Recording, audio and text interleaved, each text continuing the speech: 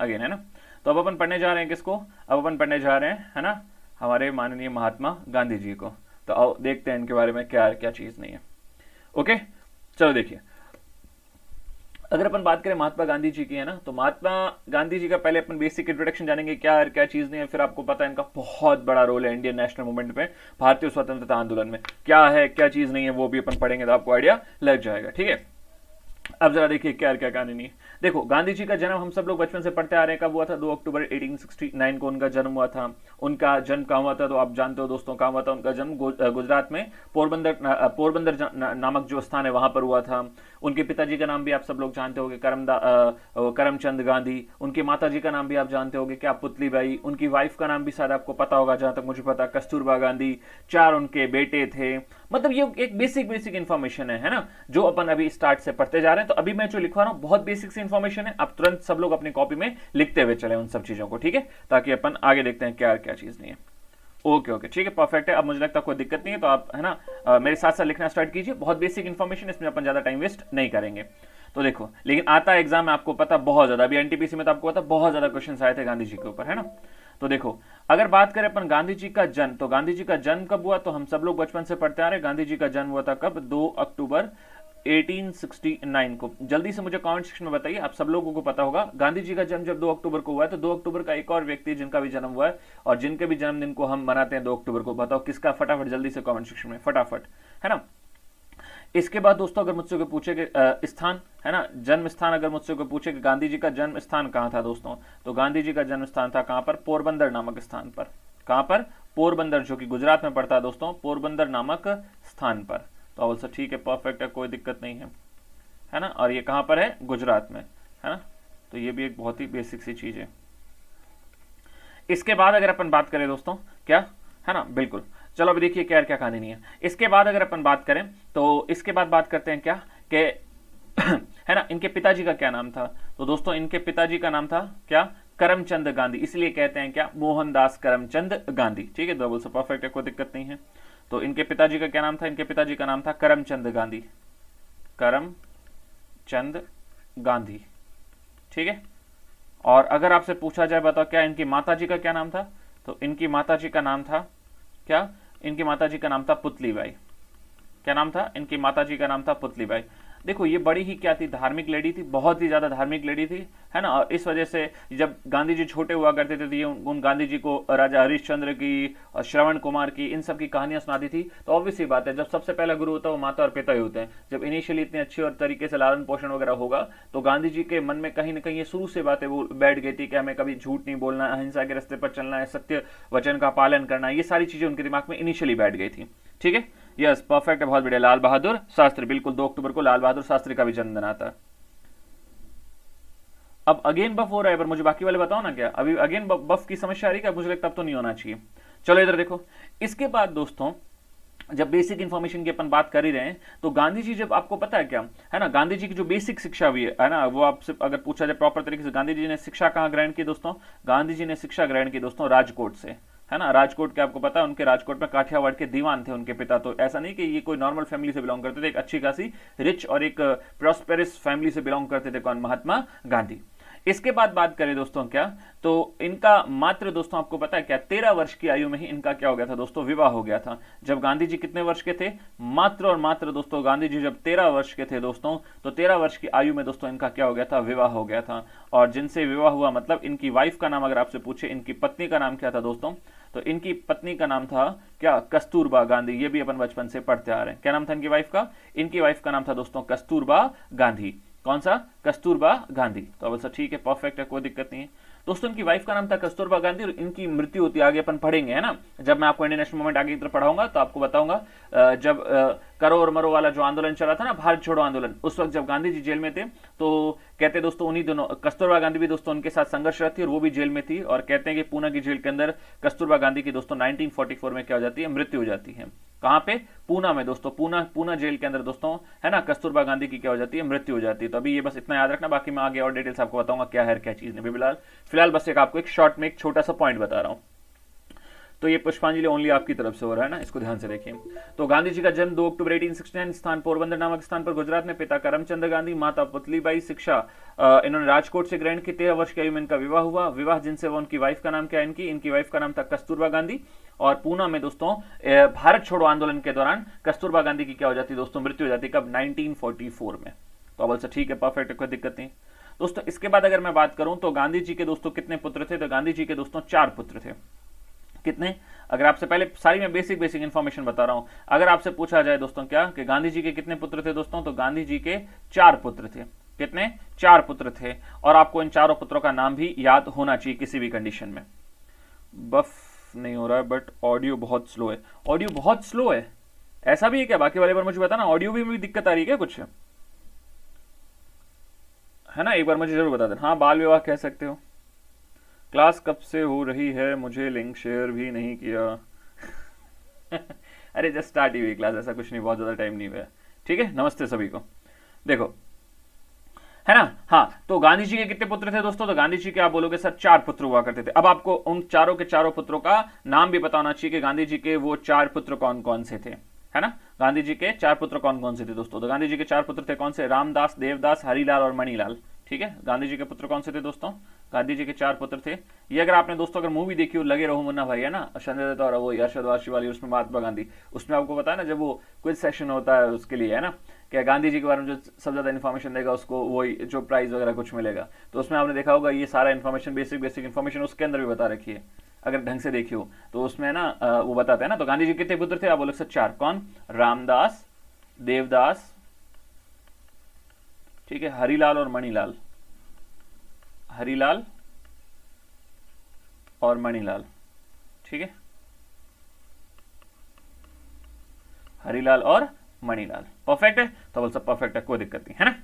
तो रामदास, देवदास, हरिलाल और मणिलाल दोस्तों, ये तो गांधी जी के 4 पुत्र थे। लेकिन एक मोस्ट इंपॉर्टेंट बात आपको नोट डाल के अपनी कॉपी में लिखनी है, और वो बात क्या नोट डाल के अपनी कॉपी में आपको लिखनी है? नोट डाल के आपको अपनी कॉपी में ये बात लिखनी है कि गांधी जी के दोस्तों एक पुत्र थे, मतलब वैसे 4 ही पुत्र थे, लेकिन एक व्यक्ति थे दोस्तों जिनको गांधी जी का क्या कहा जाता था? 5वां पुत्र, 5th पुत्र कहा जाता था। क्यों? ओरिजिनली पुत्र नहीं थे, 5वां पुत्र क्यों कहा जाता? क्योंकि वो दोस्तों आचरण से बहुत ही ज्यादा फॉलो करते थे दोस्तों, किसको? गांधी जी को, बहुत ही ज्यादा, एक तरीके से डाई हार्ड फॉलोवर थे गांधी जी के, इसलिए गांधी जी ने उनको अपना 5वां पुत्र कहा। और वो कौन है दोस्तों? वो है जमनालाल बजाज। बहुत इंपॉर्टेंट है, ये फैक्ट याद रख लेना। क्या नाम था दोस्तों उनका नाम था जमनालाल बजाज। तो जमनालाल बजाज को दोस्तों क्या कहा जाता है? गांधी जी का 5वां पुत्र कहा जाता है ना? क्या कहा जाता है? 5वां पुत्र कहा जाता है। हाँ, बर्तन वही बर्तन देते हैं जिसमें किसी को मिक्सर और किसी को क्या देते रहते हैं, बिल्कुल वही, है ना? तो जरा इधर देखो, तो जमनालाल बजाज, तो जमनालाल बजाज को दोस्तों गांधी जी का कौन सा पुत्र कहा जाता है? 5वां पुत्र कहा जाता है। ठीक है, तो मुझे लगता है इसमें कुछ भी दिक्कत होगी। अच्छा, कुछ और दोस्तों बेसिक इन्फॉर्मेशन गांधी जी के बारे में। दोस्तों गांधी जी की एक शिष्या थी जिनका नाम था मीराबेन। ये भी बहुत ज्यादा एग्जाम में पूछ लिया जाता है, क्या? जो उनके साथ हमेशा रहती थी।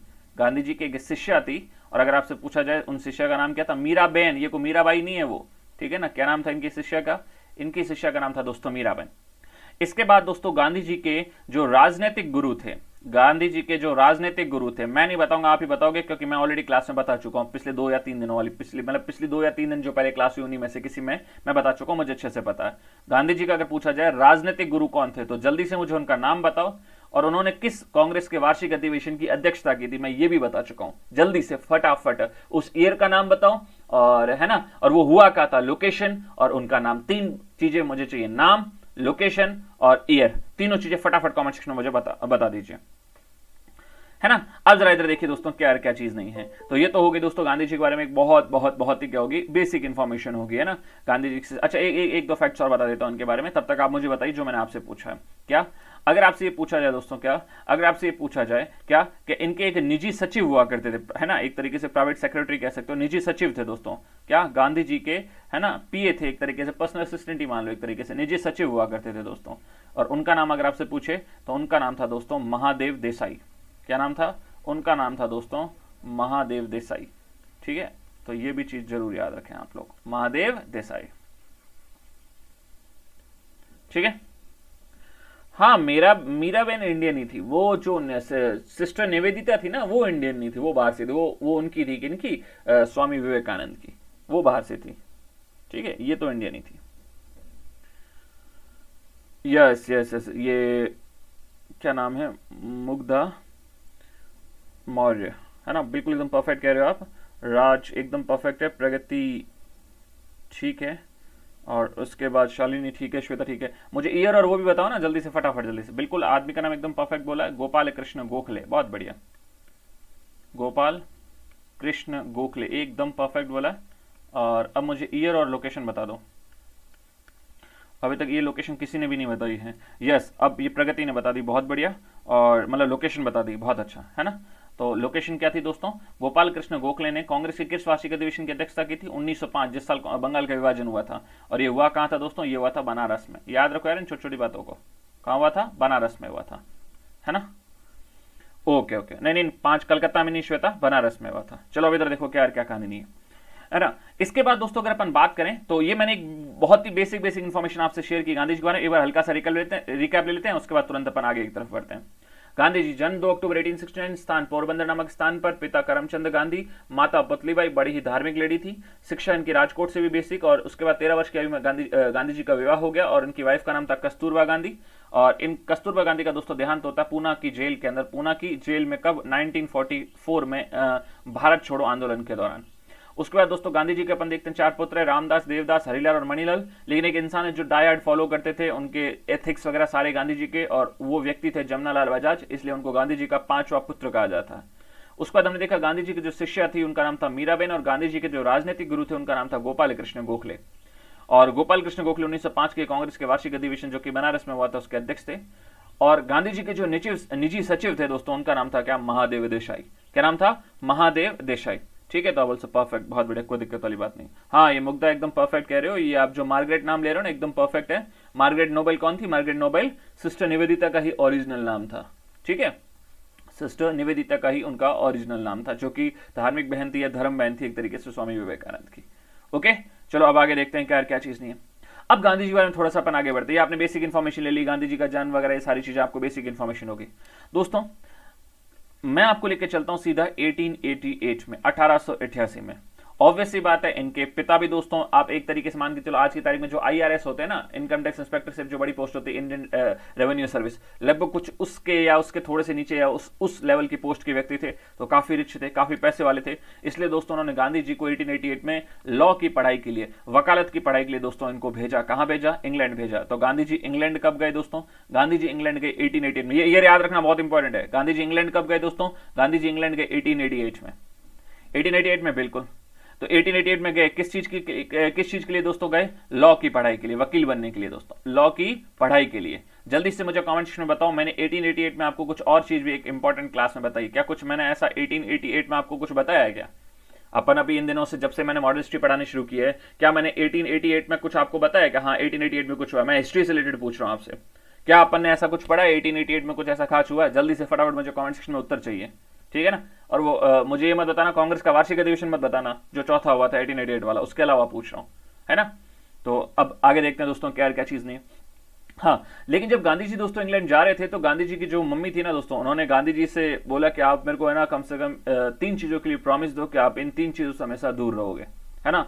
इन 3 चीजों के लिए मुझे आप हमें क्या करो, पहले प्रॉमिस करो।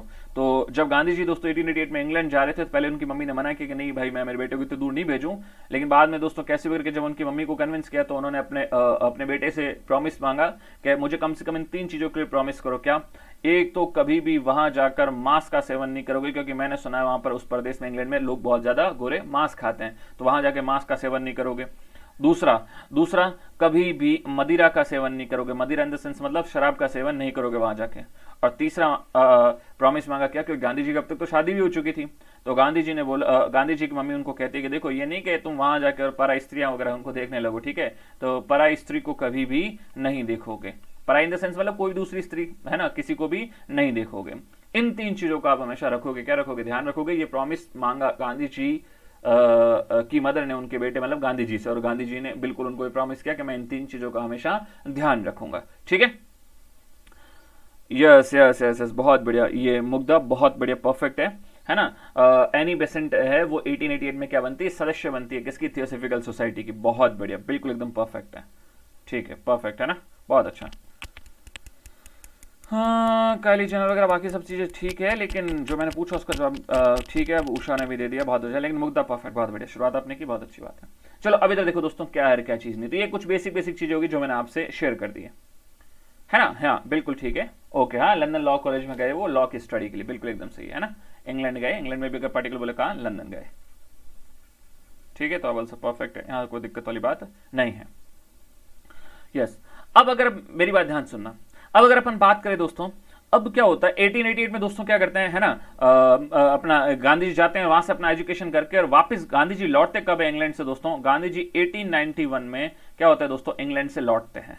क्या होते हैं, इंग्लैंड से लौटते हैं। ये चीज ध्यान रखना, क्या गांधी जी इंग्लैंड से कब लौटते हैं, वकालत की पढ़ाई करके दोस्तों, तो 1891 में दोस्तों गांधी जी लौटते हैं। तो आप ठीक है, परफेक्ट है, कोई दिक्कत वाली बात नहीं। और गांधी जी जैसे 1891 में लौटते हैं, तो उसके बाद दोस्तों गांधी जी जो सीख के आए उसकी प्रैक्टिस करना स्टार्ट कर देते हैं दोस्तों। और गांधी जी अपनी प्रैक्टिस कहां करते हैं दोस्तों, बॉम्बे में और राजकोट में, बॉम्बे एंड राजकोट के अंदर दोस्तों ये अपनी प्रैक्टिस करना शुरू कर देते हैं। लेकिन शुरू में दोस्तों इनको दिक्कतें ऐसे आ रही थी, क्योंकि ये क्या है कि बड़े ही शुरू से ही दोस्तों धार्मिक और एक सच्ची प्रवृत्ति के इंसान थे, तो ये झूठे केस लड़ना नहीं चाहते। तो अगर आप वकालत में हो, वकालत की फील्ड में और वकील हो, तो फिर आपको तो क्या अपना केस लड़ना, आपको ये मतलब नहीं कि सामने वाला गलत है कि सही है, बस आपको तो अपना जो भी क्लाइंट है उसको एक तरीके से उसको बचाना है। अब चाहे वो सही हो या गलत, उससे मतलब नहीं। पर गांधी जी नहीं, गांधी जी के अपने एथिक्स थे, वो सही गलत को पहले देखते थे, उसके बाद केस लड़ते थे। और अगर ऐसे देखोगे तो केस नहीं मिलते थे, तो एक तरीके से मतलब ज्यादा कुछ उनकी दुकान खास चल नहीं रही थी।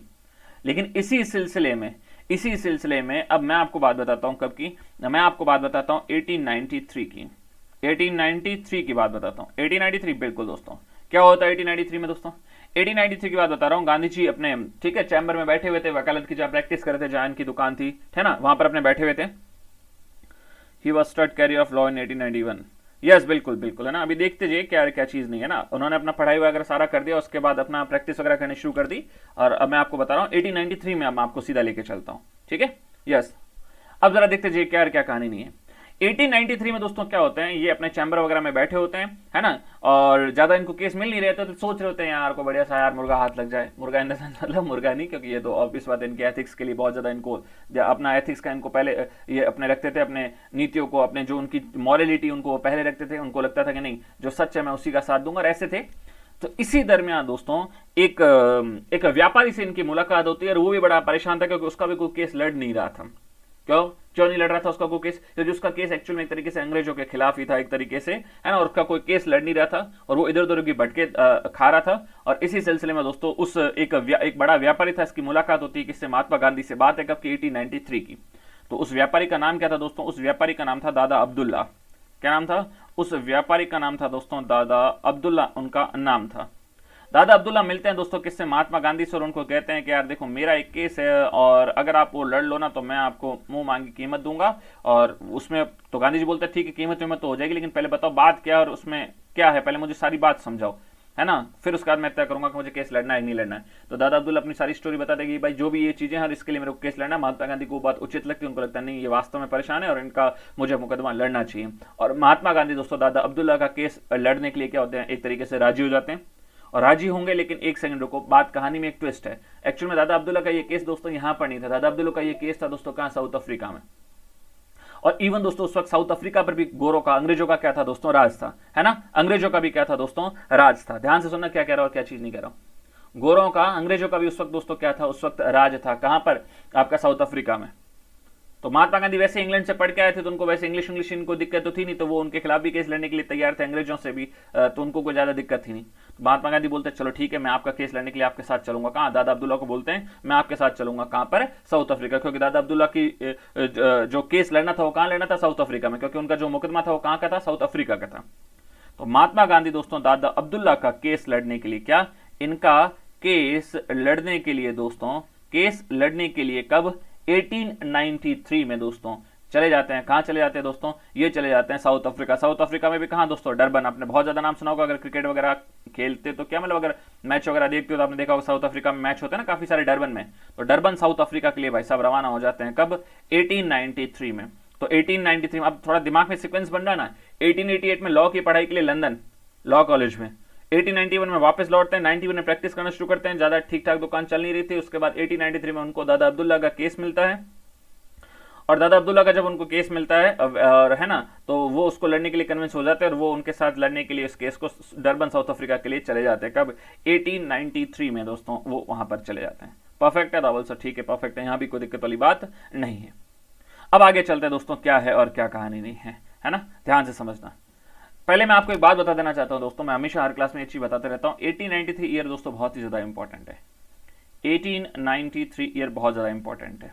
क्यों दोस्तों? 1893 वो ईयर था जिस ईयर मैंने आपको क्लास में पढ़ाया दोस्तों, अपन ने कल ही तो पढ़ा है दोस्तों, एनी बेसेंट कहाँ आई थी? भारत आई थी एज ए थियोसॉफिकल सोसाइटी के सदस्य के रूप में। एनी बेसेंट कहाँ आई थी दोस्तों? एनी बेसेंट भारत आई थी। मैं आने जाने के हिसाब से आपको बता रहा हूं, ठीक है। और 1893 में आपको पता है क्या? 1893 के अंदर ही आपको पता है, एग्जैक्ट डेट बता देता हूं मैं आपको, 11 सितंबर 1893 की बात है। कब की? 11 सितंबर 1893 की बात है। आपको पता हो तो जो स्वामी विवेकानंद है, कौन दोस्तों? स्वामी विवेकानंद, शिकागो के अंदर दोस्तों, शिकागो जो कि मैं आपसे कई बार जिक्र कर चुका हूं, शिकागो के अंदर दोस्तों एक धर्म सम्मेलन हो रहा था जहां पर विश्व के बड़े बड़े दोस्तों धर्म के जानकार व्यक्ति क्या हो रहे थे? इकट्ठा हो रहे थे, है ना।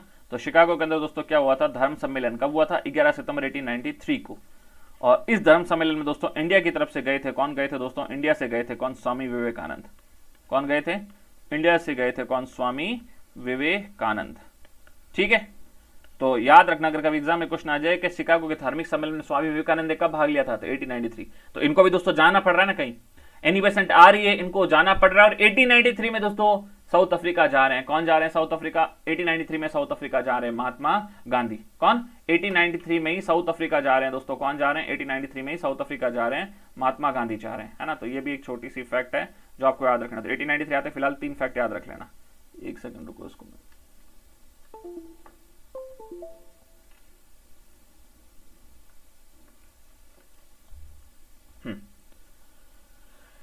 यस बिल्कुल, है ना। तो ये 1893 आती है। फिलहाल दिमाग में आपको 3 बातें याद रखनी है, मतलब आने जाने के हिसाब से। एनी बेसेंट भारत, इधर विवेकानंद जी और महात्मा गांधी जी बाहर जाते हैं। विवेकानंद जी जाते हैं शिकागो यूएसए, और महात्मा गांधी जाते हैं कहां? साउथ अफ्रीका जाते हैं। तो ये चीज मैं उम्मीद करता हूं आपसे जरूर जरूर और जरूर याद रखोगे, ठीक है। और शिकागो धार्मिक सम्मेलन में दोस्तों स्वामी विवेकानंद ने अपना कब वक्तव्य दिया था?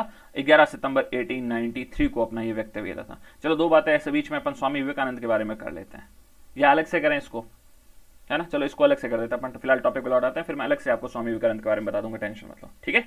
चलो अब इधर देखो फिलहाल क्या क्या चीज नहीं है, अपन फिलहाल थोड़ा महात्मा गांधी पे फोकस करते हैं, है ना। अब मेरी बात ध्यान से समझना, क्या है और क्या चीज नहीं। ये जो बेसिक बातें थी वो तो मैंने आपको सारी सारी बता दी गांधी जी के बारे में, ये बेसिक इंफॉर्मेशन थी, है ना। और अब दोस्तों 1893 में साउथ अफ्रीका जाकर यहां से गांधी जी की एक जिंदगी की एक नई जर्नी क्या होती है दोस्तों? शुरुआत होती है ना। गांधी जी की लाइफ की एक नई जर्नी यहां से शुरुआत होती है, और कैसे होती है, क्या है क्या चीज नहीं है, वो अभी अपन पढ़ेंगे तो आपको आइडिया लग जाएगा। लेकिन पहले मुझे बार कमेंट सेक्शन में बताइए यहां तक क्या आपको चीज समझ में आई? गांधी जी का एक बेसिक इंट्रोडक्शन की जो बातें वो याद रहेगी आप लोगों को? जल्दी बताइए फटाफट। यस बिल्कुल एकदम परफेक्ट है। पहले मुझे जल्दी बताइए, जितना अभी तक मैंने आपको बताया क्या उतना उस हिसाब से आपको याद रह जाएगा ना गांधी जी के बारे में जो बेसिक इन्फॉर्मेशन मैंने आपको दी। मैं उम्मीद करता हूं इसमें 1% भी दिक्कत नहीं आएगी आप लोगों को, ठीक है। चलो देखो क्या है क्या कहानी नहीं है। अब दोस्तों गांधी जी पहुंच चुके हैं, कहां पहुंच चुके हैं? साउथ अफ्रीका पहुंच चुके हैं, उसका केस वेस लड़ने के लिए ये सारी चीजें हो रही है ना। क्या गांधी जी है ना वहां पहुंच चुके हैं? कहां पहुंच चुके हैं दोस्तों? गांधी जी पहुंच चुके हैं आपके साउथ अफ्रीका। चलो ठीक है, कोई दिक्कत वाली बात नहीं। अब जरा ध्यान से देखिए दोस्तों क्या है और क्या चीज नहीं है। यस हाँ अलग से पढ़ लेंगे उसको ना, इसमें मर्ज नहीं करेंगे, बिल्कुल उसको अलग से पढ़ेंगे। फिलहाल अभी इधर देखो। यस चलो अभी इधर देखो दोस्तों, अब बात बताते हैं गांधी जी के साउथ अफ्रीका में क्या सीन होता है, क्या है और क्या चीज नहीं है वहां पर। जो कुछ भी चीजें वो अभी अपन एक एक करके भी देखने वाले हैं दोस्तों। गांधी जी जब साउथ अफ्रीका पहुंच गए थे, अब गांधी जी के साउथ अफ्रीका में क्या सीन होता है इधर देखो। और उस सीन की वजह से गए तो थे कोई 5-6 महीने या साल भर के लिए अपना केस निपटा के वापस आने के लिए, लेकिन अब टिक जाते हैं भाई साहब। कितने साल के लिए वो अभी आपको पता चलेगा, 1915 के लिए। ऐसा नहीं बीच में कभी इंडिया नहीं आएंगे, आते हैं लेकिन प्रॉपर वापस इंडिया आते हैं 1915 में। अपना मेन जो कार्यक्षेत्र वो साउथ अफ्रीका ही रखते हैं 1893 से 1915 तक। कैसे क्या क्यों वो भी आपको पढ़ोगे तब आपको आइडिया लग जाएगा दोस्तों। 1893 की ही बात है ना। 18 गांधी जी में जब साउथ अफ्रीका पहुंचे तो 1893 की ही बात है ना, लगभग जून 1893 की ही बात है। क्या होता है जून 1893 में दोस्तों? जून 1893 में क्या होता है दोस्तों, गांधी जी है ना क्या करते हैं दोस्तों, भाई डरबन तो थे ही, गांधी जी डरबन तो पहुंचे हुए थे, और अपने किसी काम के सिलसिले में दोस्तों ये डरबन से जाते हैं, कहा जाते हैं प्रिटोरिया। और जाने के लिए दोस्तों इन्होंने डरबन से प्रिटोरिया जाने के लिए क्या ली दोस्तों, है ना, डरबन से प्रिटोरिया जाने के लिए दोस्तों इन्होंने क्या ली, है ना, इन्होंने बोला कि मैं यात्रा करूंगा डरबन से प्रिटोरिया की, कहां से, ट्रेन से करूंगा। और उस ट्रेन के लिए दोस्तों इन्होंने क्या ली, फर्स्ट क्लास टिकट ली। ट्रेन के अंदर जो फर्स्ट क्लास की टिकट थी वो दोस्तों इन्होंने परचेज की, किसने, महात्मा गांधी से। और इनको जाना कहां से था, डरबन से प्रिटोरिया तक। दोस्तों इनको जाना था डरबन से प्रिटोरिया तक। अब जरा ध्यान से सुनना क्या है क्या चीज नहीं है। डरबन से प्रिटोरिया इनको जाना था, लेकिन अभी कुछ ही टाइम हुआ था इनको दोस्तों ट्रेन में बैठे हुए, डरबन से कुछ आगे, कुछ स्टेशन आगे गए थे। और एक बीच में एक स्टेशन आता जिसका नाम था दोस्तों मॉरिट्सबर्ग। क्या नाम था दोस्तों, स्टेशन का नाम था मॉरिट्सबर्ग। मॉरिट्सबर्ग दोस्तों साउथ अफ्रीका में एक जगह है, वहां उस स्टेशन पर, वहां पर क्या होता दोस्तों, एक अंग्रेज चढ़ता है उसी फर्स्ट क्लास डिब्बे के अंदर और आके बैठता और आके देखता तो सामने वाली फर्स्ट क्लास सीट पर महात्मा गांधी बैठे हुए थे। आते पहले तो उनको घूर कर देखता और फिर वो कहता है अरे तुम तो मतलब ऑब्वियस सी बात है ना, ये व्हाइट पर्सन तो हो नहीं, गोरे तो हो नहीं तुम, इसका मतलब तुम मतलब कोई दूसरे एशियन या किसी और कंट्री से होगे, तो तुम्हारी इतनी औकात कैसे होगी, मतलब कि तुम नॉन व्हाइट पर्सन होते हुए, है ना, नॉन व्हाइट पर्सन होते हुए, अश्वेत व्यक्ति होते हुए, और तुम फर्स्ट क्लास में बैठ कैसे गए। ये तो केवल हम गोरो लोगों को, हम व्हाइट पर्सन को ये प्रिविलेज है, अधिकार है कि हम ही केवल फर्स्ट क्लास में बैठ सकते हैं। तो महात्मा गांधी ने बोला भाई देखो आपको क्या तकलीफ है, मैं कोई फोकट में तो बैठा नहीं हूं, पैसे देके बैठा हूं, मेरे पास सब भाई साहब टिकट है ना, तो आप अपने काम से काम रखो, हेडफोन लगा के गाने सुनो, मेरे को भी सुनने दो। अभी नया को गाना है अरमान मलिक का, जोवन नोटेल वगैरह किसी का, मेरे को सुनने दो, मेरे को बहुत अच्छे लगते हैं उनके गाने, तो सुनने दो, ऐसे क्या है, मतलब आप अपना काम से काम रखो। उसने बोला नहीं नहीं नहीं, मैं तो नहीं बैठने दूं आपको, और आप मेरे को सही नहीं लग रहा, नहीं मैं नॉन व्हाइट पर्सन, मेरे को बर्दाश्त नहीं हो रहा है। तो उनको बोला नहीं बर्दाश्त हो रहा तो ये बर्दाश्त करो, चुपचाप शांति से सो जाओ, है ना। तो उन्होंने बोला नहीं मैं तो नहीं सो। और इस तरह से बहस हुई, और बहस वहस होते दोस्तों उन्होंने क्या कर दिया, उसी मॉरिट्सबर्ग स्टेशन पर, है ना, एक तरीके से भी ट्रेन की स्पीड ज्यादा हुई नहीं थी कि उन्होंने दोस्तों गांधी जी को पकड़ के, अब ज्यादा इतने हट्टे कट्टे थे नहीं गांधी जी, और गांधी जी को पकड़ के और उन्होंने स्टेशन से वो है ना ट्रेन से क्या कर दिया दोस्तों, बाहर की तरफ फेंक दिया, उनको धक्का दे दिया ट्रेन से बाहर की तरफ।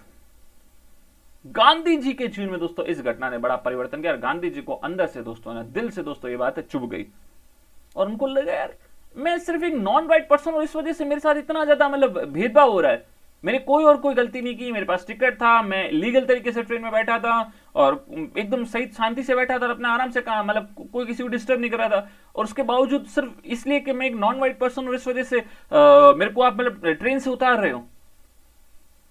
ये बात गांधी जी को भयंकर तरीके से क्या होगी, ये बात गांधी जी को भयंकर तरीके से चुभ गई, और चुभी इतनी कि फिर इन्होंने अंग्रेजों को चुबाना शुरू कर दिया। कैसे चुबाना शुरू किया वो अभी अपन देखेंगे, ठीक है। तो अब जरा इतनी बात मैं उम्मीद करता हूं समझ में आ गई होगी कि गांधी जी डरबन से प्रिटोरिया की यात्रा कर रहे थे ट्रेन में फर्स्ट क्लास टिकट लेकर, लेकिन मॉरिट्सबर्ग स्टेशन पर उनको क्या कर दिया दोस्तों, उनको ट्रेन से क्या कर दिया दोस्तों, उतार दिया, ठीक है।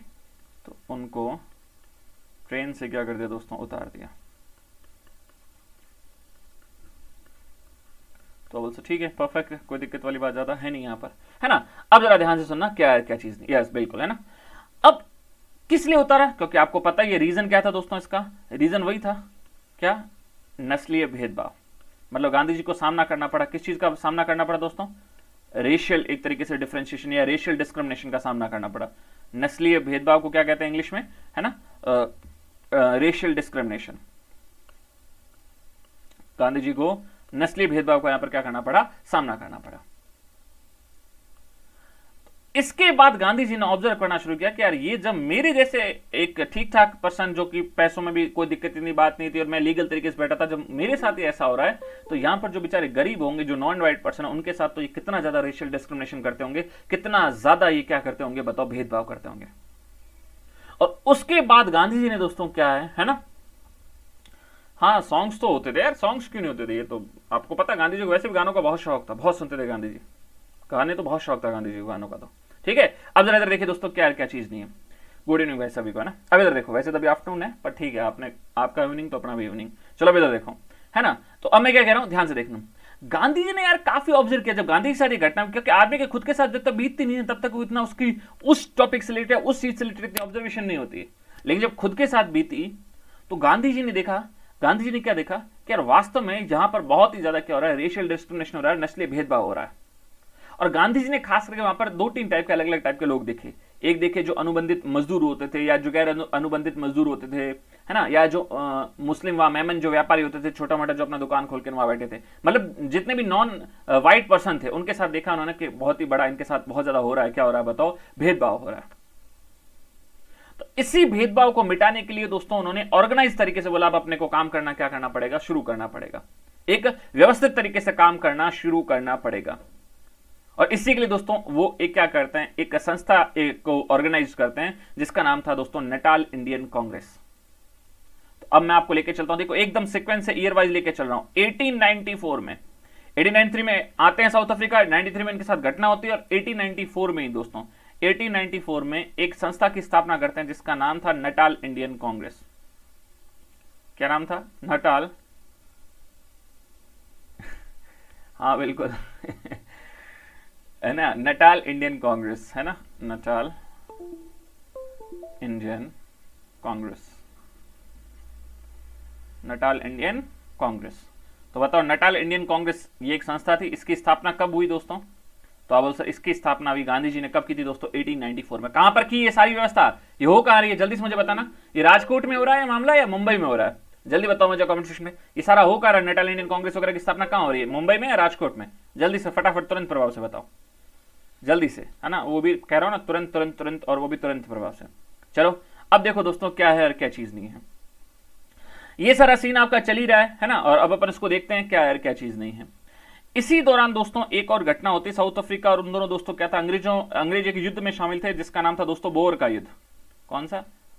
और ये मैं आपको क्यों बता रहा हूं, क्योंकि इससे रिलेटेड एक घटना है तो ध्यान से समझ लो दोस्तों। बोर के युद्ध के दौरान, बोर का जो युद्ध हुआ था दोस्तों, इसी के दौरान दोस्तों 1899 में महात्मा गांधी ने दोस्तों भारतीय एम्बुलेंस कॉर्प की स्थापना की।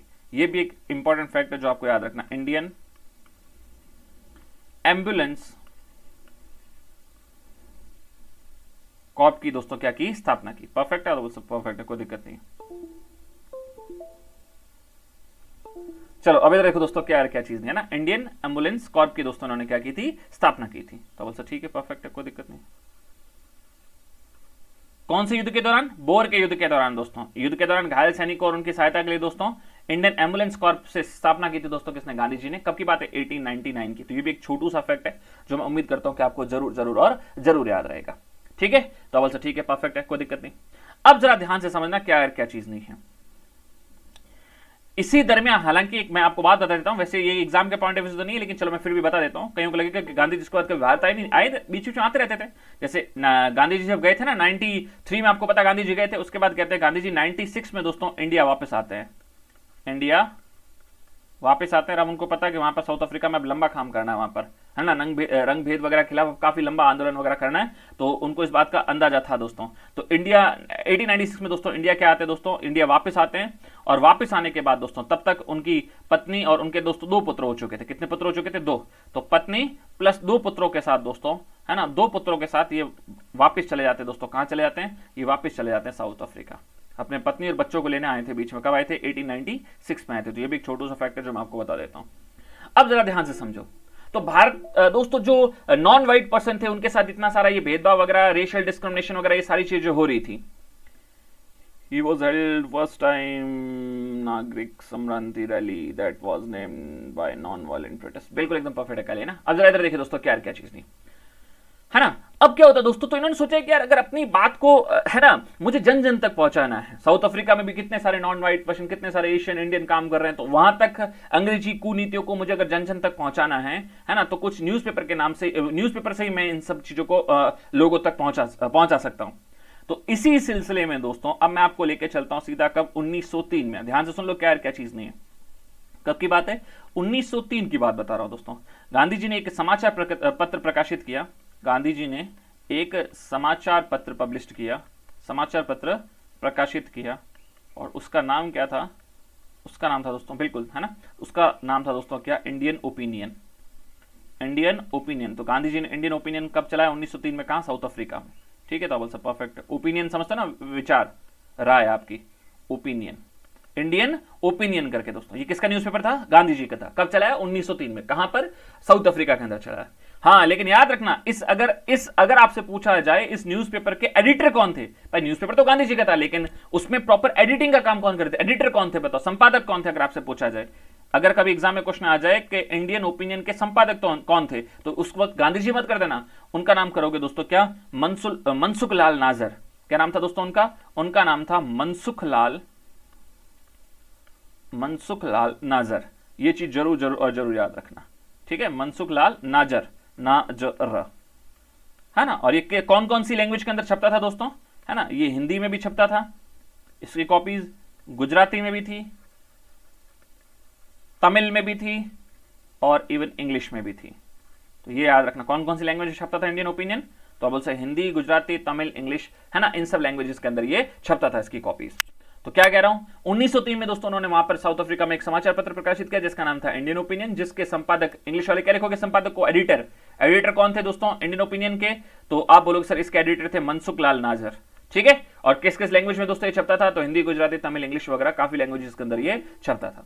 तो बोल सर ठीक है, परफेक्ट है, यहां भी कोई दिक्कत वाली बात नहीं। इसी के बाद दोस्तों इन्होंने, ये 1903 की बात है, इसके बाद मैं आपको लेकर चलता हूं 1904 में। 1904 में दोस्तों इन्होंने क्या किया, गांधी जी ने वही साउथ अफ्रीका में दोस्तों, है ना, एक एक एक एक, एक तरीके से आश्रम वगैरह दोस्तों, एक तरीके से अपना हेडक्वार्टर, एक तरीके से हेडक्वार्टर ही बोलूंगा अपना बनाया है, जहां पर अंग्रेजों की इन कुनीतियों का कैसे सामना करना है, क्या स्ट्रेटेजी वगैरह है, और जो भी पीड़ित व्यक्ति थे दोस्तों उनको किस तरीके से मतलब हेल्प किया जा सकता है, इन सब चीजों को लेकर दोस्तों गांधी जी ने क्या किया, है ना, 1904 में दोस्तों गांधी जी ने डरबन के अंदर दोस्तों, है ना, डरबन के अंदर फिनिक्स आश्रम की स्थापना की। मतलब एक एक एक एक, एक तरीके से इंस्टीट्यूट ही बनाया, हेडक्वार्टर सा बनाया उसका, और उसका नाम रखा, है ना, क्या, फिनिक्स आश्रम। फिनिक्स समझते हो क्या, तुम्हें थोड़ी बहुत इंग्लिश आती है क्या, फिनिक्स का मतलब क्या होता है, फिनिक्स एक ऐसा पक्षी होता है जो कई बार कहावतों में कहा जाता है कि जो राख से भी वापस क्या होता है दोस्तों, वापस एक तरीके से बॉडी को वापस रीजनरेट करके चीज बन जाए, है ना। मतलब लिटरली एक सेंस होता है कि मतलब कितने भी घोर निराशा क्यों ना, उसमें भी कहीं ना कहीं आशा जरूर होती है। तो डरबन में दोस्तों उन्होंने स्थापना की थी 1904 में, किसकी, फिनिक्स आश्रम की, किसकी, फिनिक्स आश्रम की दोस्तों, फिनिक्स आश्रम की दोस्तों स्थापना की किसने, गांधी जी ने। तो यह भी याद रखना कब की थी, 1904 में। कहां पर की थी, डरबन के अंदर।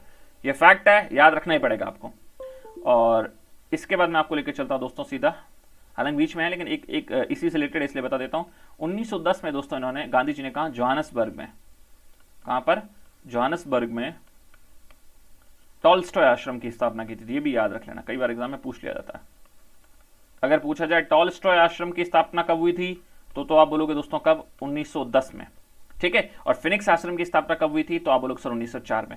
ये डरबन में और जोहानसबर्ग आपके अंदर है टॉलस्टॉय। हालांकि ये थोड़ा सा दोस्तों है ना, इसके बारे में कई बुकों में कुछ और भी जानकारी मिलती है, बट फिलहाल आपको ये याद रखनी है। टॉलस्टॉय आश्रम की कहां पर है, जोहानसबर्ग में, और इसको स्थापित किया था कब, 1910 के अंदर स्थापित किया था, ठीक है। तो अब सर ठीक है, परफेक्ट है, कोई दिक्कत नहीं। यस यस यस,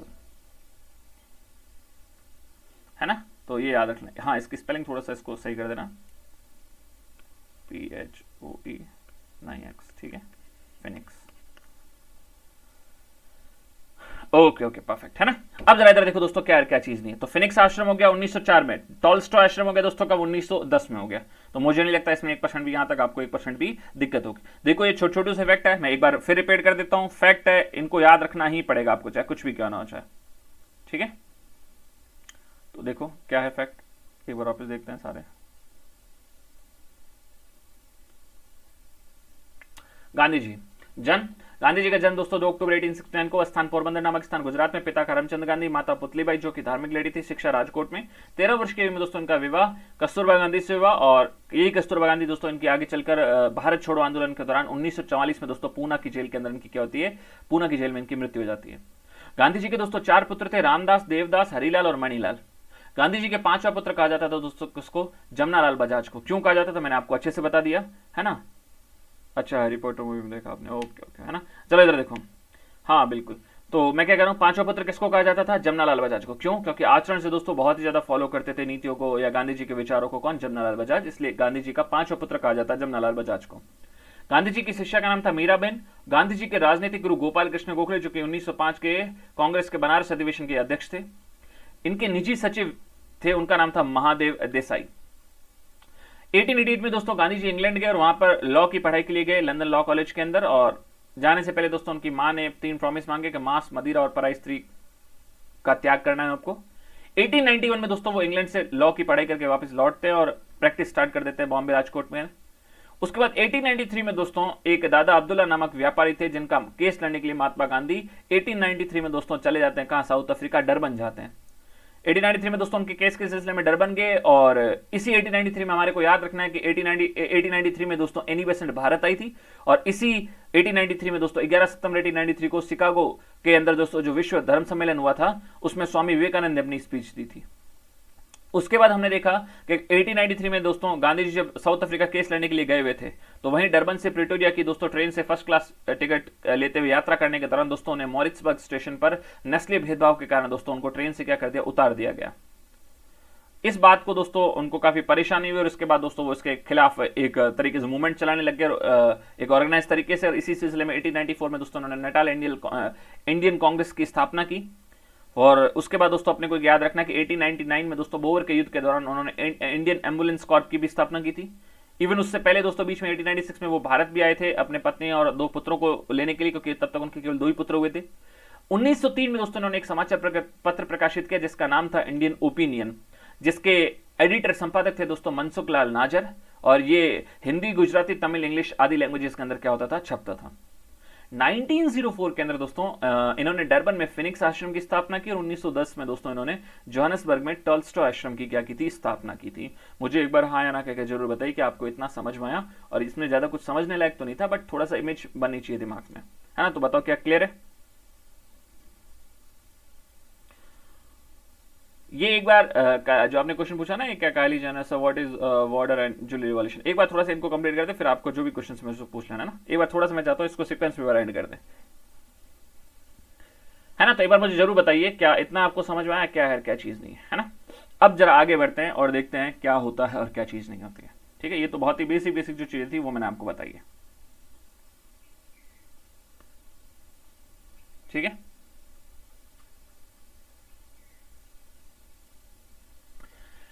अब एक वर्ड है, जब गांधी जी आते दोस्तों, तो गांधी जी आते तुरंत उनके साथ साथ एक वर्ड आता है, और वो वर्ड आता है दोस्तों सत्याग्रह। तो पहले इसको समझना बहुत ज्यादा जरूरी है। क्यों आप बोल, गांधी जी पढ़ाते पढ़ाते उनके जीवन से रिलेटेड बीच में सत्याग्रह कहां से आ गया? सत्याग्रह इसलिए आया क्योंकि जब तक दोस्तों वो साउथ अफ्रीका थे, तो साउथ अफ्रीका में उन्होंने सत्याग्रह का सबसे पहले यूज किया था, तो इसलिए अब थोड़ा सा अपने को इसके बारे में जानना ज्यादा जरूरी है। ठीक है, अब जरा इधर देखो दोस्तों, क्या चीज नहीं है। वैसे अगर आप सत्याग्रह को देखोगे दोस्तों, तो शाब्दिक अर्थ से पता चलता है सत्य के साथ आग्रह, मतलब है ना, सत्य से आग्रह करना दोस्तों। क्या है और क्या चीज नहीं है, आओ इसके बारे में बात करते हैं। पहले तो मैं आपको बता दूं, अगर जिंदगी में अगर आपसे पूछा जाए, क्या पूछा जाए दोस्तों, जिंदगी में अगर आपसे ये पूछा जाए क्या कि गांधी जी का पहला सत्याग्रह दोस्तों कहां था, गांधी जी का अगर आपसे पहला पूछा जाए क्या गांधी जी का फर्स्ट सत्याग्रह दोस्तों, तो वो साउथ अफ्रीका में ही था। ये चीज हमेशा याद रखना, गांधी जी का फर्स्ट सत्याग्रह, गांधी जी का फर्स्ट सत्याग्रह दोस्तों, गांधी जी ने फर्स्ट जो सत्याग्रह किया था दोस्तों वो कहां पर किया था, तो आप अपनी कॉपी में लिखोगे क्या, आप लिखोगे साउथ अफ्रीका में।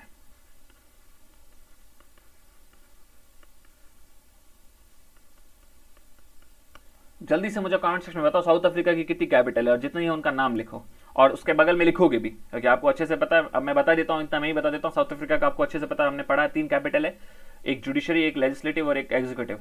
जो जुडिशरी होगी उसके पीछे जे लिखना, उस शहर का नाम उसके पीछे जे, और एग्जीक्यूटिव होगी उसके पीछे ई लिखना, और जो इसके अलावा जो आपकी क्या कहते हैं लेजिस्लेटिव कैपिटल है उसके पीछे एल लिखना। जल्दी फटाफट बताओ, विधायक राजधानी, कार्यपालिक राजधानी, न्यायिक राजधानी, साउथ अफ्रीका की 3 ना। जल्दी से मुझे कमेंट सेक्शन में बताओ उत्तर क्या होगा, क्या चीज नहीं होगा। चलो, तो गांधी जी ने दोस्तों सत्याग्रह का सबसे पहला प्रयोग कहां किया था, साउथ अफ्रीका में किया था। अब ये एक चीज ये भी पूछी जाती है कई बार कि गांधी जी को ये सत्याग्रह की प्रेरणा कहां से मिली थी, गांधी जी को, है ना, गांधी जी को कि ये सत्याग्रह नाम की कोई चीज होती है, इसका हम प्रयोग करेंगे तो हमारे को बेनिफिट होगा, ये प्रेरणा गांधी जी को कहां से मिली, है ना। तो अगर पूछा जाए क्या गांधी जी को सत्याग्रह की प्रेरणा, नोट डाल के लिखना जब लिखोगे तब, गांधी जी को सत्याग्रह की प्रेरणा कहां से मिली, ये गांधी जी सत्याग्रह मूवमेंट के प्रति जो इंस्पायर हुए हैं ये कहां से हुए हैं दोस्तों। तो एक व्यक्ति जिसका नाम है दोस्तों डेविड थोरो, क्या नाम है, एक व्यक्ति है जिसका नाम है डेविड थोरो, क्या नाम है दोस्तों, डेविड थोरो।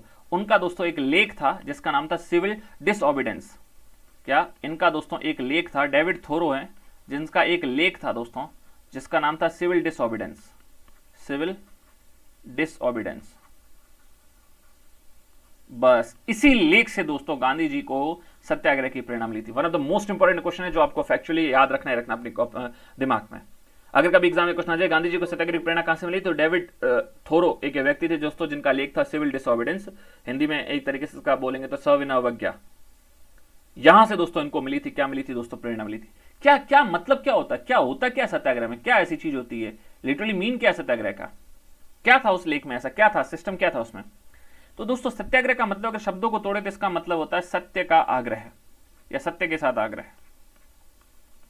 सत्य का आग्रह या फिर सत्य के साथ आग्रह करना। आप उसे थोड़ा और अगर इसको तोड़े या और थोड़ा सा उसको बेसिकली समझने की कोशिश करें, कुल मिला के बात ये मतलब एक तरीके से स्वयं को कष्ट देकर, है ना, है ना, एक तरीके से स्वयं को क्या करना, कष्ट देकर, है ना, और किसी को अहिंसा के रास्ते पे लाना या फिर उसके हिंसा वाले रास्ते में क्या करना, है ना, उसको हिंसा वाले रास्ते में उसके परिवर्तन लाना।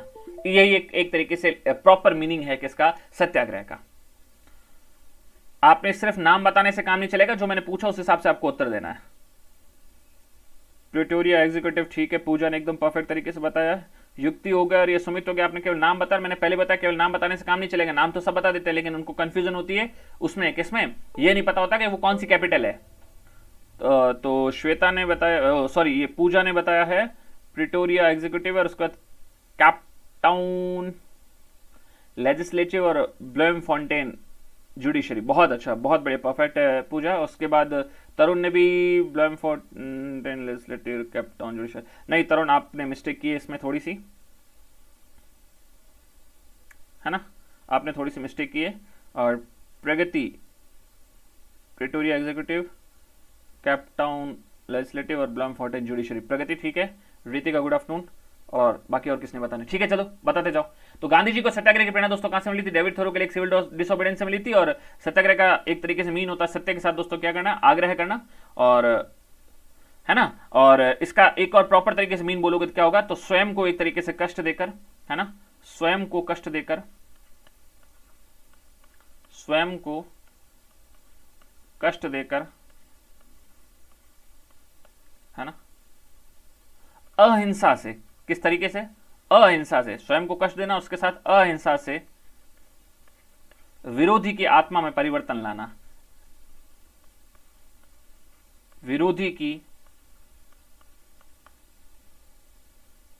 ओके कोई ना, से विरोधी की आत्मा में परिवर्तन लाना। लिख दो फटाफट जल्दी से जो मैं लिखवा रहा हूं, विरोधी की आत्मा में परिवर्तन लाना, परिवर्तन लाना। क्या लिखोगे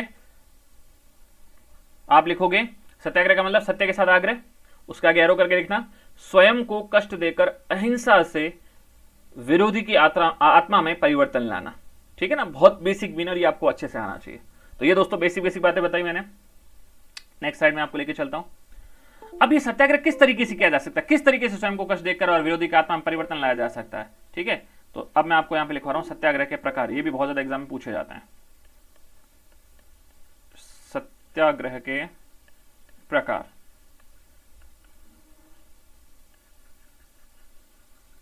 सत्याग्रह के प्रकार, तो ये किस तरह से हो सकता है, आप हिंसा मत करो, बस दूसरे को क्या करो, असहयोग करो। तो याद रखना दूसरे को असहयोग करना भी एक तरीके से सत्याग्रह का क्या है, प्रकार है।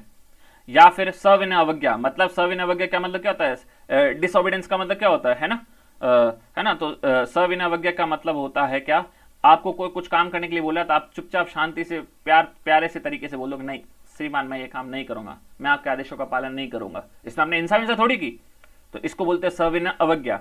या फिर क्या करना, शांतिपूर्वक क्या करना, हड़ताल करना, हड़ताल करना, है ना। या फिर क्या करना, उपवास करना, उपवास करना, उपवास मतलब फास्टिंग कंडीशन, जिसको आप अनशन भी बोलते हो।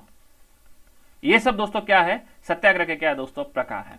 क्या सत्याग्रह के प्रकार, असहयोग करना, सविनय अवज्ञा, हड़ताल, उपवास, अनशन। और गांधी जी ने अपने पूरे दोस्तों भारत की आजादी के लिए जो भी आंदोलन लड़े उन्हीं में से इन्हीं का प्रयोग किया। इसके नाम से तो आपको पता ना, असहयोग के नाम से पूरा एक आंदोलन ही चला दिया, जो अपन आगे पढ़ेंगे असहयोग आंदोलन। इसके नाम से पूरा एक आंदोलन ही चला दिया सविनय अवज्ञा आंदोलन, जो भी अपन आगे पढ़ेंगे। तो ये सारी चीजें अपन पढ़ेंगे। तो दोस्तों ये है क्या सत्याग्रह के प्रकार है। यस, अब जरा ध्यान से देखिए क्या है और क्या कहानी नहीं है ना, ध्यान से समझने की कोशिश करना आप लोग, ठीक है। ये हो गए दोस्तों क्या सत्याग्रह के प्रकार हो गए, मतलब ये अपन ने जो सत्याग्रह के बारे में जो इंपॉर्टेंट फैक्ट्स थे जहां से एग्जाम में क्वेश्चन बन सकते थे वो मैंने आपको बता दी, ठीक है। तो मुझे उम्मीद है कि आपको इसमें कोई दिक्कत नहीं आएगी। अब जरा इधर देखो दोस्तों क्या होता है और क्या चीज नहीं होता, यहां तक है ना। पहले ये जितने भी फैक्ट्स है अपने को एक बार एकदम अच्छे से दिमाग में रहने चाहिए, मैं बार बार आपसे कह रहा हूं। और अभी मैं सेशन को एंड करने से पहले मैं आपसे पूछूंगा बता इस ईयर में क्या हुआ, इस ईयर में क्या हुआ, कि ये घटना बोल दूंगा, फिर बोलूंगा कौन सी ईयर में भी है, ठीक है। अब जरा देखिए, अब मैं थोड़ा सा पीछे आपको और बैक में लेके चलता हूं और आप देखते हैं कि गांधी जी साउथ अफ्रीका में मेनली कौन कौन से काम है, या इस दौरान वो कौन कौन से काम करते हैं। दोस्तों ऐसा है कि गांधी जी एक बार फिर दोस्तों इंडिया लौटते हैं, कब, 1901 में। पहले अच्छा एक बात बताओ, 1893 में जाने के बाद गांधी जी सबसे पहली बार कब लौटे थे, जल्दी से मुझे कमेंट सेक्शन में बताना। वो तो मैं बता चुका हूं आपको। उसके बाद फिर दोस्तों गांधी जी 1901 में क्या होते हैं दोस्तों, पुनः भारत लौटते हैं, पुनः भारत लौटते हैं, पुनः भारत लौटते हैं, ठीक है। और जब वो पुनः भारत लौटते हैं दोस्तों, तो इस दौरान दोस्तों क्या करते हैं, है ना, इस दौरान भारत लौटते हैं तो भारत के अंदर देख रहे हैं क्या इंडिया का नेशनल मूवमेंट चल रहा है और क्या चीज नहीं है।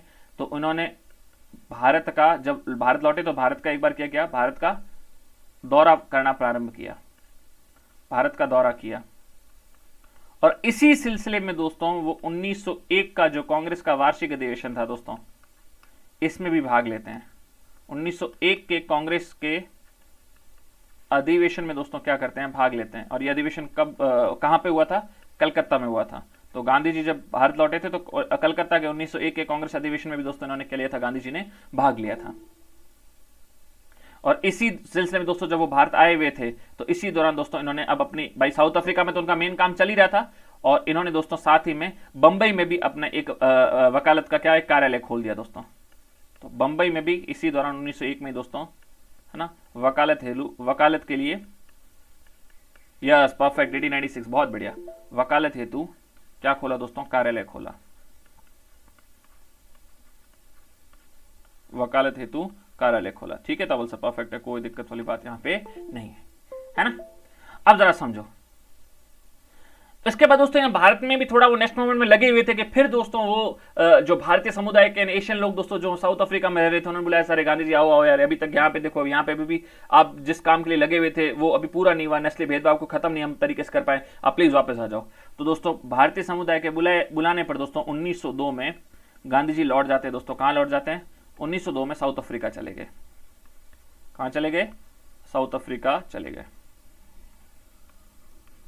चले गए, परफेक्ट है। तो मुझे लगता है इसमें 1% भी दिक्कत होगी। गांधी जी ये सारा मूवमेंट चला किस लिए रहे थे दोस्तों, तो एक आपको पता वही नस्ल भेद के खिलाफ। एक्चुअल में अंग्रेजों ने क्या किया था दोस्तों 1907 में, है ना, 1906-7 के अंदर दोस्तों एक कानून लाया था जिसमें काफी ज्यादा रेशियल डिस्क्रिमिनेशन था, उसमें काफी ज्यादा नस्ली भेदभाव हो रहा था लोगों के साथ।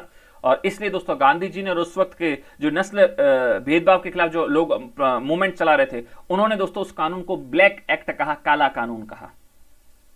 और गांधी जी ने सबसे पहले, आपको पता है मैंने कहा ना साउथ अफ्रीका में ही सत्याग्रह का प्रयोग किया था, वो इस ब्लैक एक्ट के विरुद्ध में दोस्तों गांधी ने, है ना, सत्याग्रह क्या किया था दोस्तों, प्रारंभ किया था। तो गांधी जी ने साउथ अफ्रीका में सत्याग्रह का कब प्रारंभ किया था, 1907 में।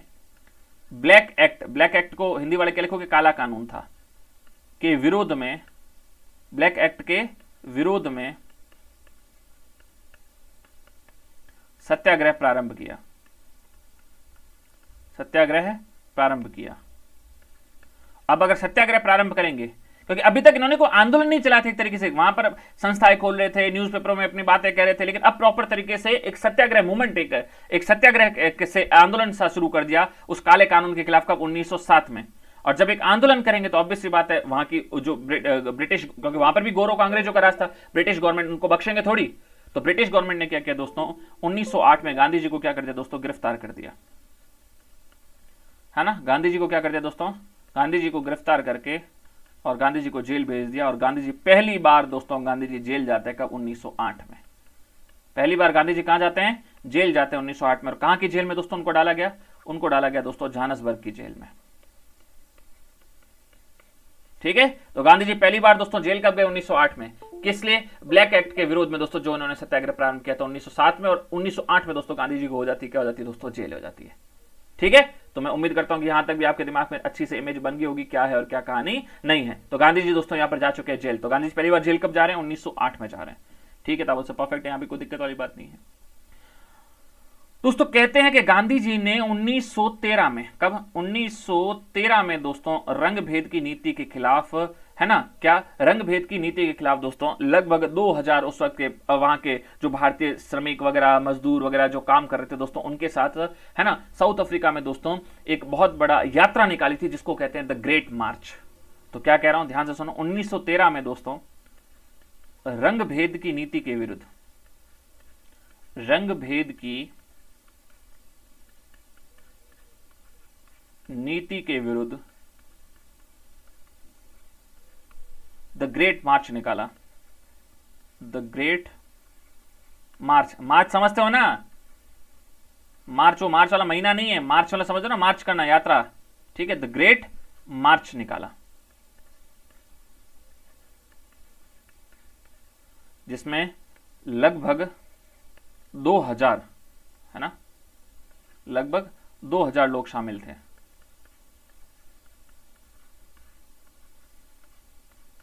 ठीक है, और ये कहां से कहां तक अगर आपसे पूछा जाए निकाला, है ना, तो ये निकाली कहां से कहां तक थी, है ना, न्यूक्लैंड से नटाल तक, न्यूक्लैंड से कहां तक, नटाल तक। कैसी यात्रा थी, ये एक पद यात्रा थी, और कहते हैं लिटरली इसी यात्रा के बाद दोस्तों, इस यात्रा के बाद अंततः, है ना, अंततः दोस्तों साउथ अफ्रीका में, क्योंकि सारी कहानी कहां की, साउथ अफ्रीका की ना, साउथ अफ्रीका में दोस्तों ब्रिटिश गवर्नमेंट को झुकना पड़ा। क्या, ब्रिटिश गवर्नमेंट को झुकना पड़ा,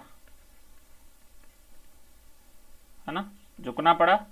और कहते हैं अगले साल, कब, जून 1914 में गांधी जी के साथ ब्रिटिश गवर्नमेंट ने क्या किया, गांधी जी के साथ ब्रिटिश गवर्नमेंट ने एक समझौता किया। ब्रिटिश गवर्नमेंट ने क्या किया, समझौता किया, जिसमें इन्होंने बोला कि हम अब रंग भेद के खिलाफ कानून बनाएंगे और अगर कुछ ऐसा करेगा तो उसको सजा का प्रावधान होगा, ये सारी चीजें मतलब। और इसी के तहत एक क्या हुआ, गांधी जी और ब्रिटिश गवर्नमेंट के बीच में क्या हुआ, एक समझौता हुआ, कब, 1914 में। तो ये स्टोरी थी दोस्तों गांधी जी की। और जब गांधी जी को लगा कि अब मेरा काम एक तरीके से पूरा हुआ, जिसके लिए मैं इतने साल से यहां संघर्ष कर रहा था, अब गांधी जी ने सोचा अब अपन चलते हैं अपने खुद के देश, है ना, केसरिया बालम आओ निमारे देश, इंडिया अब उनको पुकार रहा है। तो अब दोस्तों गांधी जी तय करते हैं अब भाई साहब अपने को जाना अपने खुद के देश, और भाई साहब गांधी जी रवाना हो जाते हैं। और एग्जैक्ट बहुत इंपॉर्टेंट डेट है इतिहास में, 9 जनवरी 1915 को दोस्तों, है ना, अरेबिया नामक जहाज से, ये भी बहुत इंपॉर्टेंट फैक्ट है जो याद रखना, कौन से जहाज से, अरेबिया नामक जहाज से, अरेबिया नामक जहाज से गांधी जी, है ना, जो बॉम्बे, आज के टाइम जिसको अपन मुंबई कहते हैं, पहले क्या था, बॉम्बे में दोस्तों, भाई ऑब्वियस बात है, हवाई जहाज तो था नहीं, समुद्री जहाज से आएंगे, तो किस जहाज से, अरेबिया नामक जहाज से। कहां पर आएंगे, बंदरगाह पर आएंगे। उस वक्त दोस्तों बंदरगाह का नाम क्या था दोस्तों, अपोलो बंदरगाह। अपोलो बंदरगाह पर उतरते हैं, कहां पर उतरते हैं, अपोलो बंदरगाह, अपोलो सी पोर्ट पर दोस्तों आते हैं, कौन, गांधी जी।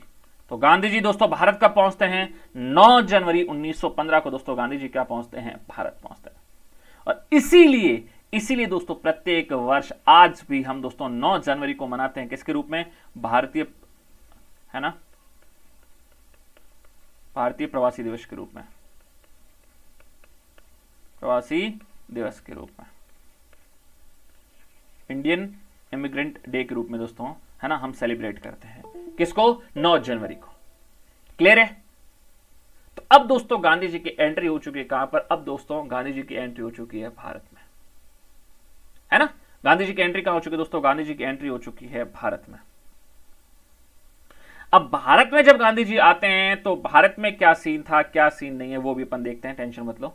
लेकिन बताओ यहां तक एकदम क्लियर है कि नहीं, हाँ या ना, क्या क्या बताओ। अब गांधी जी आ चुके हैं, कहां आ चुके हैं, भारत में, कब, 9 जनवरी। वैसे मैं आपको बता चुका हूं ना, ये वर्ड हमेशा इंग्लिश में याद रखना दोस्तों। एक वर्ड होता है माइग्रेंट, कौन सा, माइग्रेंट। माइग्रेंट का मतलब होता है कोई भी आदमी, पक्षी, पशु, कोई भी जो एक स्थान से दूसरे स्थान पर जाता रहता है, उसको बोलते हैं माइग्रेंट। अब उसमें यह तय नहीं कि यहां से वहां जा रहा है या वहां से यहां आ रहा है, बस माइग्रेंट का मतलब ट्रेवल करना, चाहे इधर से उधर चाहे उधर से इधर।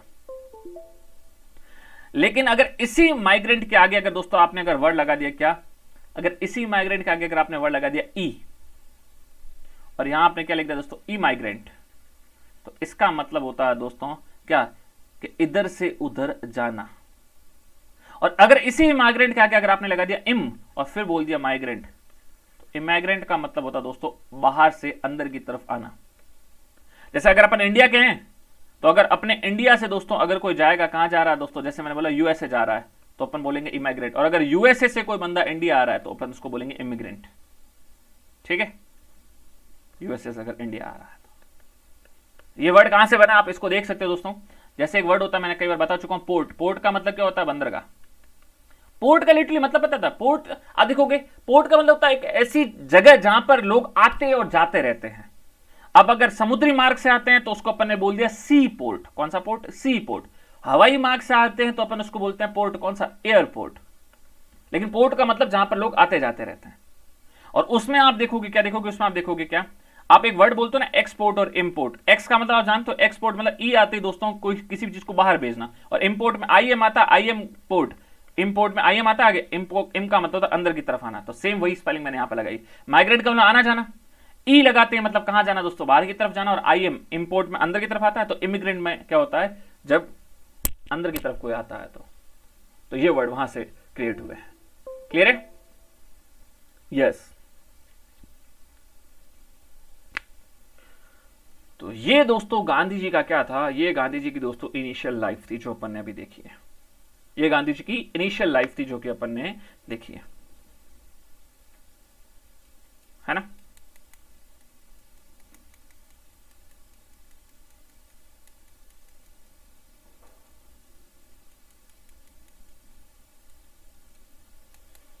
हाँ बिल्कुल,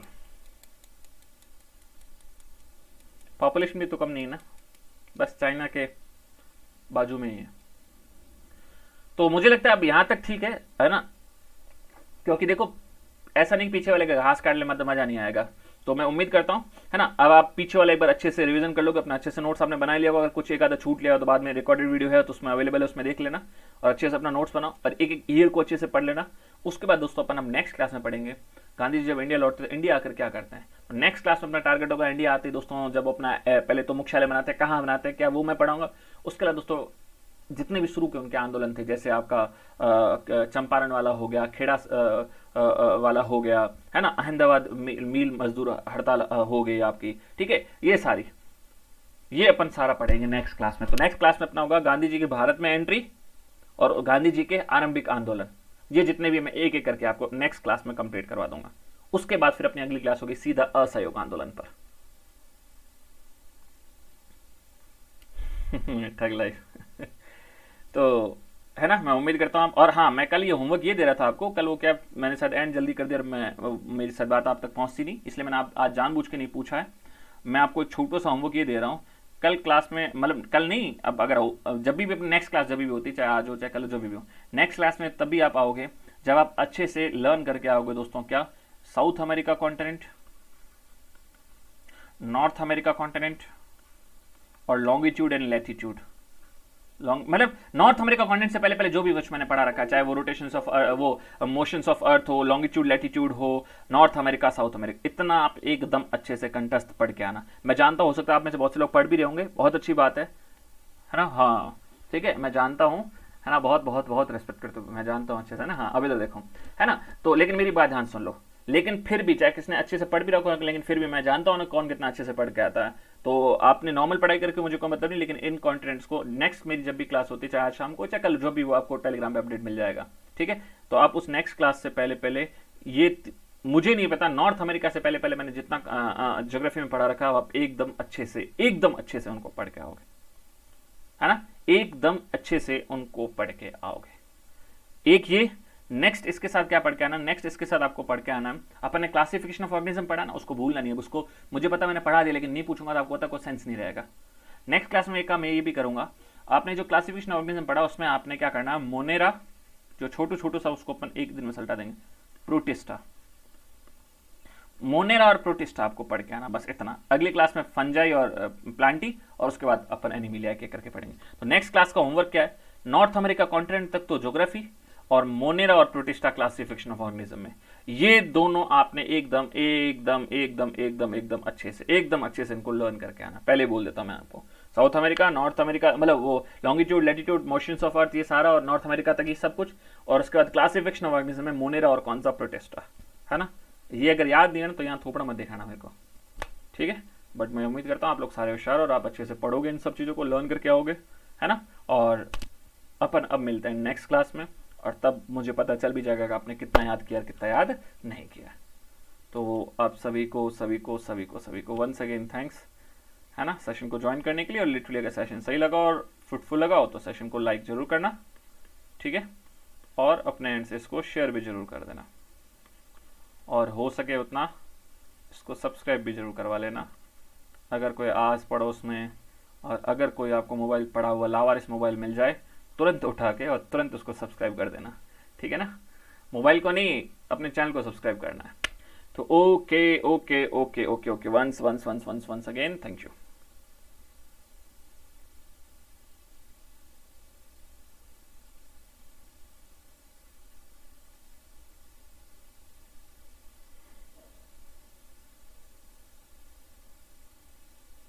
प्रगति, क्या क्वेश्चन, जल्दी पूछो, आपका क्या क्वेश्चन है, जल्दी जल्दी जल्दी जल्दी पूछो।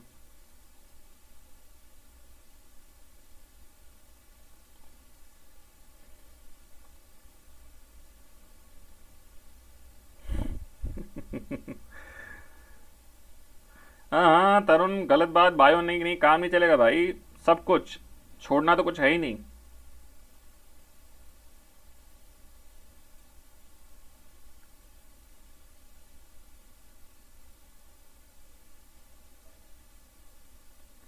अरे मुझे सब दिखता है यहाँ से, मुझे सब दिखता है। आपको पता नहीं कि मेरे इसमें जो मेरा ये है लैपटॉप है, इसमें मेरे को सब दिखता है। आपको ये छुपी अंदर की बात है, आपको पता नहीं है, ये सब अंदर की बातें हैं।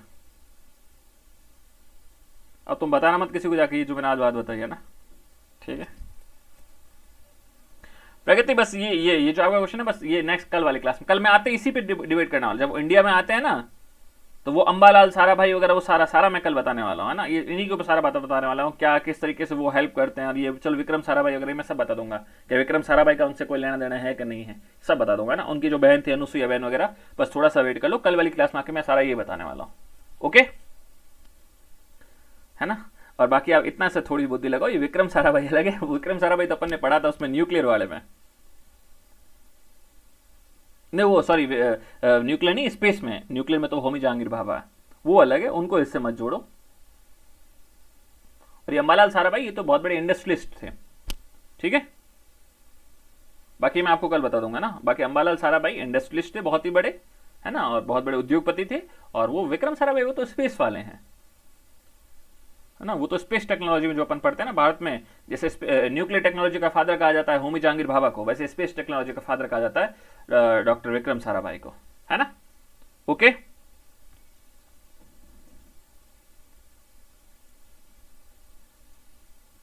हाँ बिल्कुल बिल्कुल। चलो okay okay okay okay, once again thank you session को ज्वाइन करने के लिए। ओके, आगे बढ़ते हैं अब, बस अब एंड करते हैं और अपन मिलते हैं सीधा कल।